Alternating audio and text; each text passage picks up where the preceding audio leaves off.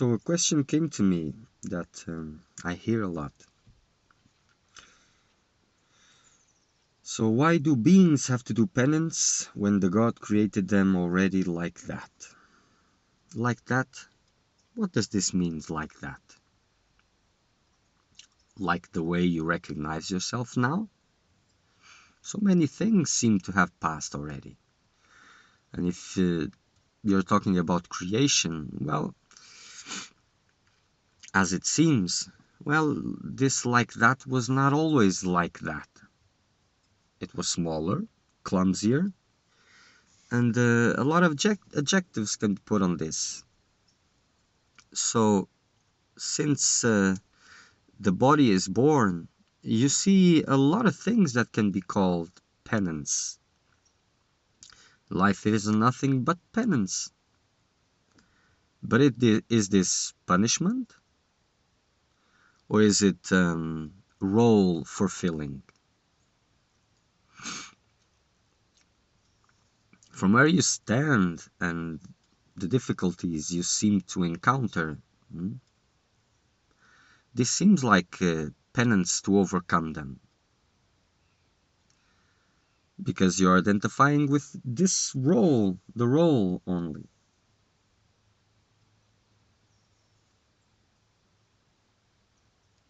Who is this God?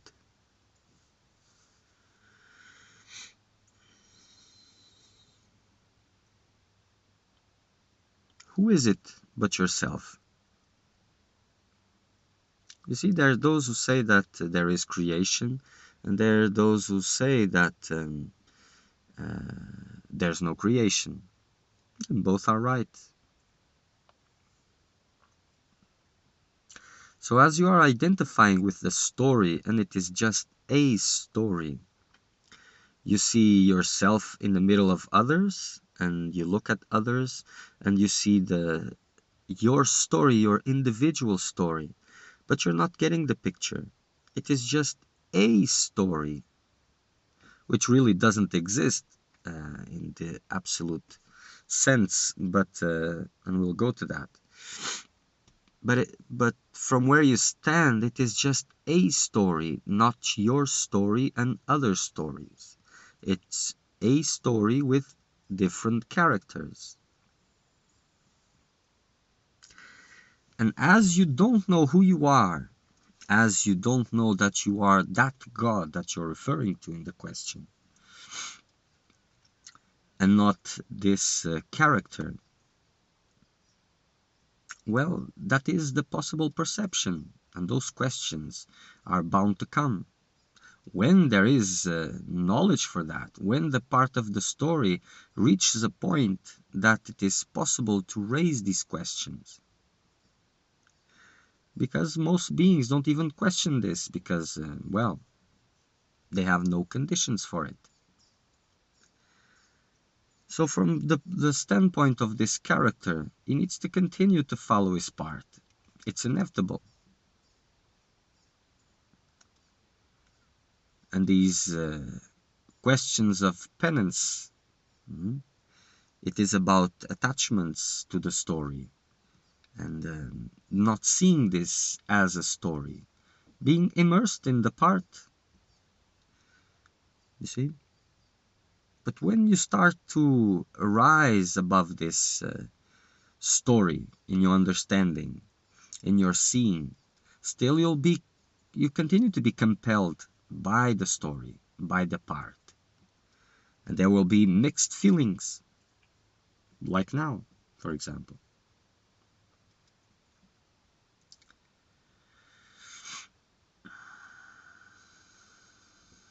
There's other objectives, you see, about this story.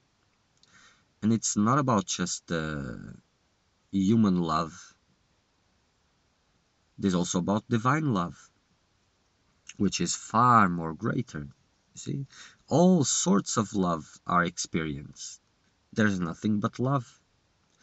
Even what you call hate, it is a sort of love. Very difficult to understand this. And to those which is possible to understand, understanding will be there. And to those which is not possible, it will not be there, because you will see when the giant awakens, see, when you know who you are, you will see that all that you have been through could not be possible by knowing who you are. So in a way, it is beautiful and it is perfect. There's only perfection. So, but from where you stand, this cannot be seen, or else story would stop. It would reveal itself as it really is from the point of view of purpose, which is purposeless.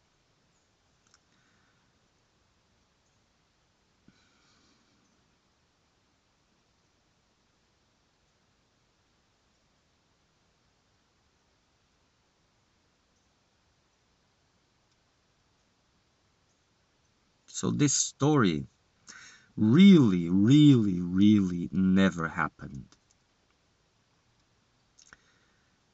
And it appears to be always happening. But it really isn't. From the point of that it is happening, it is just a story. Much bigger story than it seems from your point of view, because you're seeing just an individual story in the middle of other stories. And no, it's just a story. Just a story.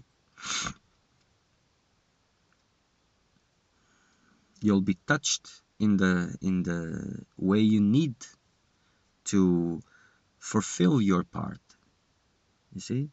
And this story, this big story, apparently also has many episodes. And these episodes, they go far beyond your present memory.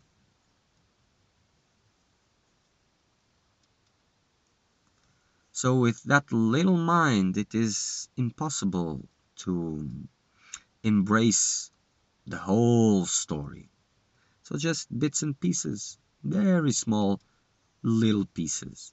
And from this, what can you get? You see? So this question, when this question becomes more mature, why do beings have to do penance when the God created them already like that? When this becomes really mature, no penance is really needed because the understanding is there. So the story for this individual is getting over. The story is ending. This play. Before that, it is kind of a whining, a kind of the need to maintain things which are precious now, which are dear, is difficulty in pursuing, in continuing. So even these high philosophies, these higher understandings, for those who don't have them, they are meaningless, you see? And this idea of time and causality, it is not really the way it is understood.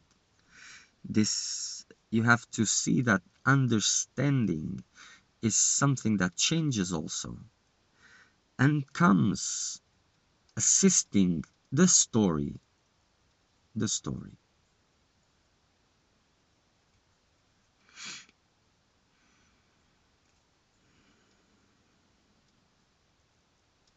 And even the answer to this question, or the several views from this question, it cannot be given fully because it cannot be received fully. You see? So God created them like that. Like that, how? Like you are now? Like you were 10 years ago? 20 years ago? 2 lifetimes ago? When? When are you referring? What is penance? What is penance? You see? For some, doing meditation is penance. For others, not doing meditation is penance. For some, going to raves is penance. For others is very good. No penance at all. So what are these penances? For the seeker of truth, which is, as he talks about penance as spiritual practice, he is preparing his nature to higher grounds, for this divine love, which is a very important part in creation. See, it is the most beautiful experience, as you experience yourself in this way. So this surrender that is talked about is actually surrender to yourself. But if you know this,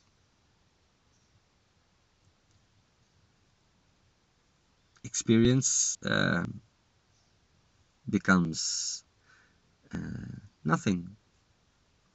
But the nice part of it is that you cannot pretend. It is impossible to pretend. And you may try it, and you will, but you cannot pretend. So, if you don't give yourself fully to the part, and even these suppositions, they are quite funny and very difficult to finish. So why can't the world and us be perfect? This was the second question attached to the first one. From the standpoint of the world, it is perfect. You see, if you knew 10 years ago what you know now, you couldn't have gone through the experiences you went through. And even the most painful experience will be seen as love when you know who you are. Will be seen as fun, very nice, when you know who you are. There's nothing but gold. Nothing but gold.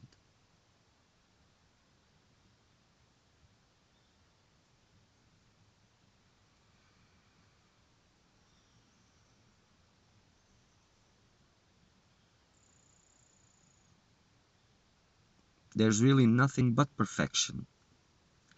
From the standpoint of the world, perfection has to be achieved. Both are right in their own way. Story follows its own script.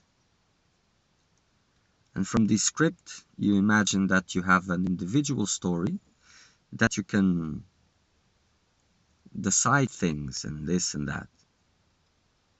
And as you have this conviction, and this conviction, it goes beyond, far beyond what you call understanding. It is a gut-like thing, not just a mental reasoning. As you have this conviction about decisions, then, in a way, yes, you will be making decisions. But not really. As these emotions, thoughts, sensations hold power over you, you can use these higher wisdoms, and higher, I mean higher to you, and eventually, you'll be swayed back again, because as these emotions, sensations, thoughts are important to you, you will always come under their grip. So these questions, they come,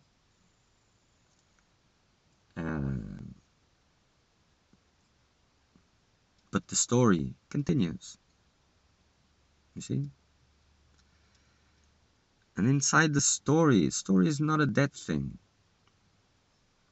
This is compelling all the characters, the identity behind the characters, the I, which is the God, this I, you see, to continue to give importance to the story,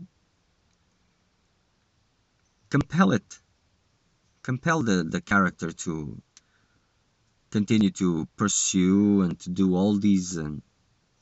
It doesn't matter what he is doing, as long as he is giving importance to it from the standpoint of the individual, then it is fine.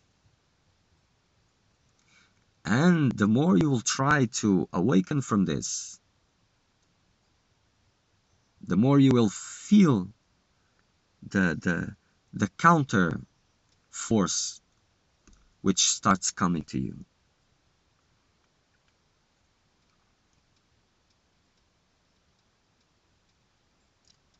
And this is the part of the seeker in the middle of the story. And sometimes, for some of you, these different sentences that are being given, they may seem like they are countering themselves. And in a way they are, because I'm giving you different standpoints. Those that you can grasp, those that you cannot grasp. I'm looking from where you're looking, and from where I'm looking. So they seem opposite, you see? But they are not really opposite. So when you start to do this, what you call penance, this trying to awake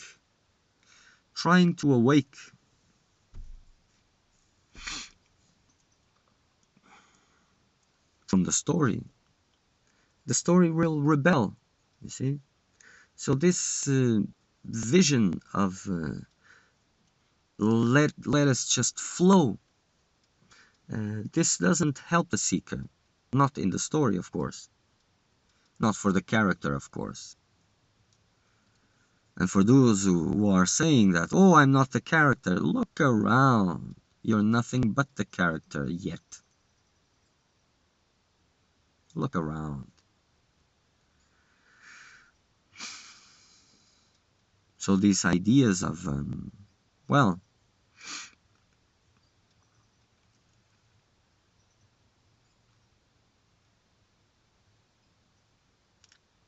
I'm not the character and there's nothing to be done. Oh, this is the strongest affirmation. And if it's not penance, well, you're awakened already. Or you're fooling yourself. One of them has to be there. Not both, just one. Pay attention to this. This is important. So as you, who know that you don't really know who you are yet, this rising above the story seems anti-natural. And the world, which is so, which seems so like a place where you can decide to participate or decide to leave, which is just there. You will see that the world will suddenly become very interested about you. see? And you will feel all the resistance that will come to you to make you stop what you call penances, spiritual penances. You will feel its grip, like throwing you back where you were, intensely. And a part of you will identify with that urge and wants to go back where it was also. So you have to continue, you see? So these questions are arising because you don't understand enough yet.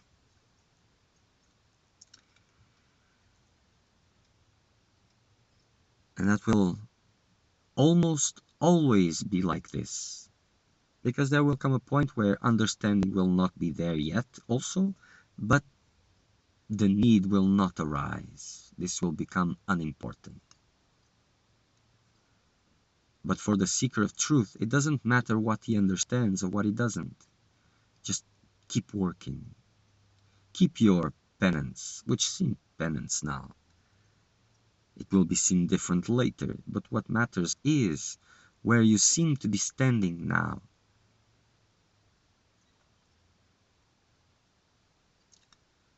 For the one who has nothing to do, who holds on to this, there's nothing to be done here, it is true. It is. But he is not engaging in anything anymore. You see? He has no interest in the story. The story has absolutely no interest in him also.